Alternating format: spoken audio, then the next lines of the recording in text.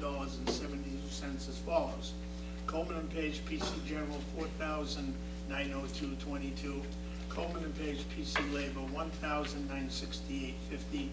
American Arbitration Association, $175, for a total of $7,045.72. Second. Motion made by Mr. Vino, seconded by Mr. O'Leary. And town administrators review these associated with getting them in the appropriate accounts. Discussion? All in favor? Aye. Opposed? Unanimous? Ambulance policy reading, second reading. Mr. Chairman, I move to adopt the second reading of amended policy 4.1, ambulance policy operations. Second. Motion made by Mr. Vino, seconded by Mr. O'Leary. This is the second reading. I haven't heard any comments or anyone requesting changes. No issues. All in favor? Aye. Opposed? Unanimous. It is now policy. Appointments for the Commission on Disabilities. Yes, if I may, Mr. Chair, I had a motion to waive policy on this, but I do not believe we have to waive policy, because I know this has been posted well over 30 days. There was articles in the transcript I can recall Right, last week, so we do not have to waive policy. I said, I wouldn't make an issue. You would policy. You would have been good. Well, I'll make a motion first, then I'll speak, Mr. Chair. Mr. Chairman, I move to place in nomination the following name for appointment. If I may, Mr. Chair, I would ask the board's indulgence. We can just do this on a aye vote rather than a roll call. It's only one person. One candidate, one select. Mr. Chairman, I move to place in nomination the following name for appointment as a member to the Commission on Disabilities to fill a term throughout December 31st, 2008. Melissa Lewis, 279 Elm Street. Second. Motion made by Mr. Vino, seconded by Mr. O'Leary. Yes, just on a quick comment, Mr. Chairman, I've been in contact with Mrs. Robertson, the chairman of the Commission on Disabilities, and Melissa Lewis did put an application in some time ago, and she has gone to meetings, she has worked with them, and they feel she will be an excellent addition to the commission, and I did speak with Melissa Lewis over the weekend, and I would ask that we recommend it. Okay. On the motion, all in favor? Aye. Opposed? Unanimous. Town administrators report. Well, we have a copy of my report this evening. And I'd like to go through it fairly quickly in the interest of time. Number one was advising the board of some good news concerning the appropriation, which was earmarked through Representative Jones' effort for the $250,000 coming to the town for the Smith Farm property. And what I've taken the time to do is explain that the legislation, which was approved in 2005, has been changed and changed in a favorable manner that allows the town to expend the monies as they relate to any proposed improvement or expenditure to do with the property. Originally, the language stated that the money was reserved for economic development of the parcel. And at this time, I know I've spoken with at least a couple of the members. It would be appropriate for the board to begin at least some thought about the potential use of these funds. And I've outlined a couple of them here, which deal with improved access to the parcel and or paying down of any of the debt payments associated with it.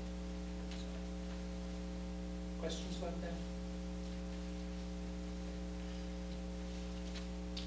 Number two, I've included in your packet a memorandum that outlines my thoughts on the creation of the committee. And the committee would be charged with developing a debt financing plans to use any of the funds that may result from the sale of the J.T. Berry Center property to private interests. As you know, the property is scheduled to be sold, and the town is anticipating that as part of that sale, a percentage of the proceeds will be coming back to the town of North Reading. I would suggest that the committee would include representation of the Board of Selectmen, the Finance Committee, the School Committee, together with the town administrator and the finance director. I think it's critical to really get a consensus amongst all of the major policy boards and departments in town in terms of how we best use these monies. And my thought is that it be dedicated toward upgrading the town's capital. And I had made the suggestion that if we looked at our debt service and assumed that we weren't adding to it, and we looked up, we would see that over a period of time we're paying off debt, and the impact on our budget is going down. And if we had the sum of money, we could use it to leverage borrowing to maintain for some period of time a flat budget debt service, and at the same time get a number of things that sorely needed done. Town administrator has agreed with the concept and is proposing tonight to form a committee to take a look at that, see just how practical that might be and what might be done, what would be the priorities, and how we go about doing it.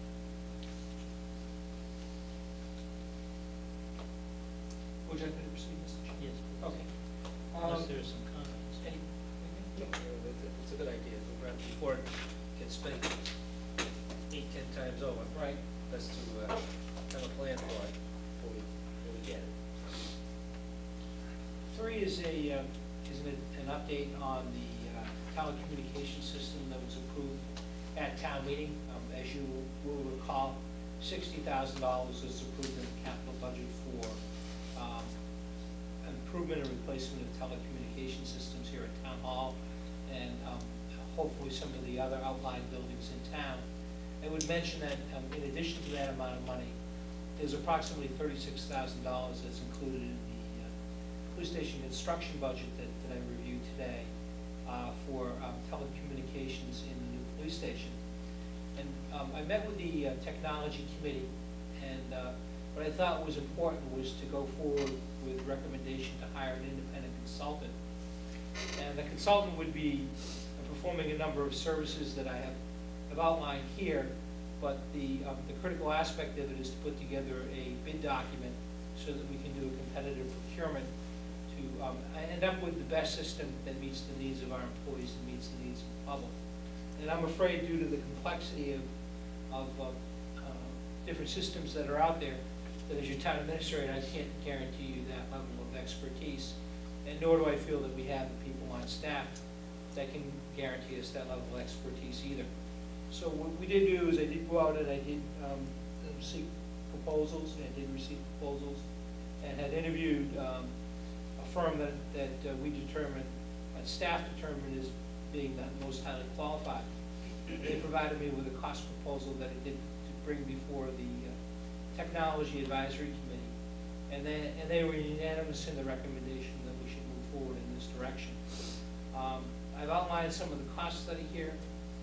The cost will be split between the police station project and the town hall from the technology budget, and the costs total, as I add them up here, approximately $14,000. I would note that in terms of the time schedule, we've got a fairly ambitious schedule, that once we would sign a contract with the consultant, he would have his report ready and an RFP ready for our review within 45 days.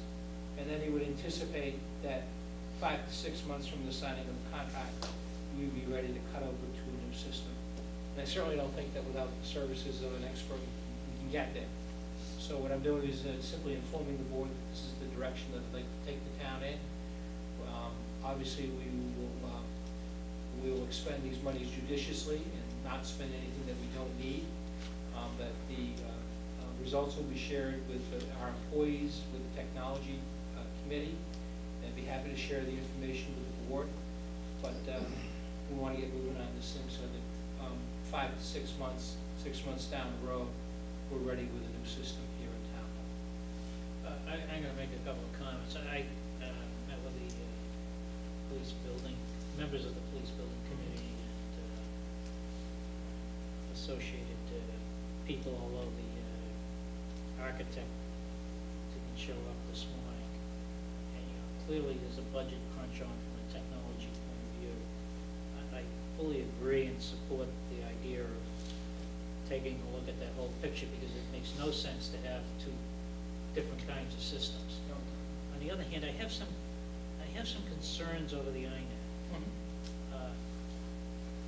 If the connection between the police station and then it goes, I believe they all demarc back to the high school and then back here, would benefit a phone system, then I would spend money on it at this point. But if not, and it's just can be done with voice over IP over the public internet, I wouldn't invest in that yet, because one is that there's a significant amount of money required to light up all of that. We have this whole issue of who owns it at this point that we've just found out about. And I think we need to take a separate look at it. So we may not want to invest all of that on a study at this point, but I'd be interested in talking to the consultant about it too. But definitely, we've got to get this phone system and communication between the buildings squared away. I agree with you, Mr. Chairman. Thank you for helping me with that. And I will speak to the consultant, but we'll segregate out those costs so that that would be an option. And one other thing is that we are in a critical time period, because there has to be a phone system at the police station when it opens. And, you know, the original target was June, it slipped a month or two, but, you know, within the margin of error here, we don't have a lot of spare time. The other thing is that whatever phone system goes into the police station, I believe firmly, and it has to come out of town funds because it's not funded, you know, under the four corners of the article for the police station. That phone system needs to support the fire department. It would be silly to do anything but that, and the system at the fire department has supported the police station all these years, and it's falling apart, needs to be replaced. And we gotta look at that as all one switch. I would think a part of some of the funds, if there's any element, could be utilized for the communication system or whatever.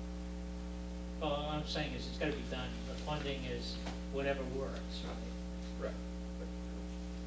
I mean, if you can't spend for work at the fire barn because of the article, although I think we looked into that before, thought it was okay, then it would have to come out of a technology budget or something.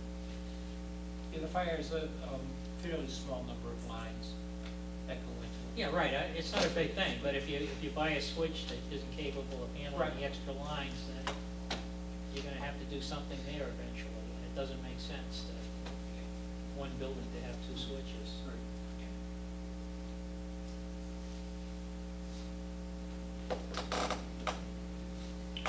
Any other comments on that? I was gonna add something, but wouldn't be of any value. Other further, Bob. I was gonna say, maybe we should look at the fire department at the same time also and go up to the, thank you, well. Just an update on the number 4. We're continuing our training efforts for our employees. As of this time, all of our employees in town hall and all of our clerical staff has been trained in Excel and in Word. Excel was the first program that was offered in the spring. We had 20 employees participate in that training. We had another 18 employees participate in Word training just this in October. So all of our employees have basic introductory knowledge that they will put to good use, no doubt. And really, this is was the goal in terms of expanding our training program for our employees, was to give everyone working knowledge, and I'm glad to report it worked out very well. Employees were very pleased with how the programs were run. The good news is that at this point, future training needs are going to be met on a case-by-case basis, and we will be looking to bring any people that need specialized training to be done off